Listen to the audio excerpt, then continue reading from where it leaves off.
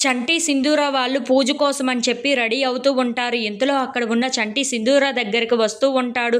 అక్కడ ఉన్న సింధూరాని చూసి ఒక్కసారిగా షాక్ అయిపోతూ ఉంటాడు.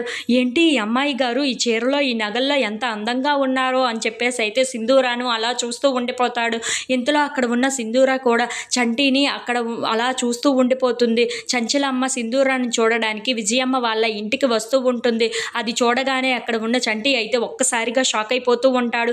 ఏంటి ఇప్పుడు చంచలమ్మ గారు ఎక్కడికి వస్తున్నారు అని చెప్పేసి అయితే అనుకుంటూ ఉంటాడు. ఇంతలో విజయమ్మ సింధూర దగ్గరికి వెళ్ళి మాట్లాడుతూ ఉంటుంది. నీలవేణి కింద నుండి అమ్మ చంచలమ్మ గారు వచ్చారు అని చెప్పేసి అయితే చాలా గట్టిగా అరుస్తూ ఉంటుంది. ఆ మాటలు వినగానే అక్కడ ఉన్న సింధూర అయితే ఏంటి అత్తమ్మ వచ్చిందా, నా దగ్గరికి అత్తమ్మ వచ్చిందా అని చెప్పేసి అయితే పరిగెట్టుకుంటూ అక్కడ ఉన్న విజయమ్మను తోసుకొని మరీ వెళ్ళిపోతూ ఉంటుంది. అది చూడగానే అక్కడ ఉన్న విజయమ్మ అయితే చాలా కంగారు పడిపోతూ ఉంటుంది.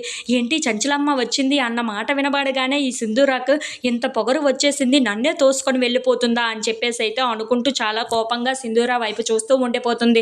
ఇంతలో చంచలమ్మ చంటి దగ్గరికి వచ్చి ఎలా ఉన్నావు చంటి అని చెప్పేసి అయితే అడుగుతూ ఉంటుంది. ఆ మాటలు వినగానే అక్కడ ఉన్న చంటి మేము ఇప్పుడు దాకా బాగానే ఉన్నాము, మీరు వచ్చారు కదా ఇప్పుడు ఎలా ఉంటుందో ఏమో అని చెప్పేసి అయితే అంటూ ఉంటాడు. ఆ మాటలు వినగానే అక్కడ ఉన్న చంచలమ్మ అయితే ఒక్కసారిగా షాక్ అయిపోతూ ఉంటుంది.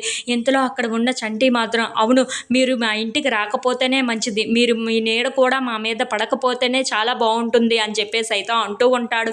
ఆ మాటలు వినగానే అక్కడ ఉన్న చంచలమ్మ అయితే చాలా బాధపడుతూ అక్కడి నుండి వెళ్ళిపోతూ ఉంటుంది.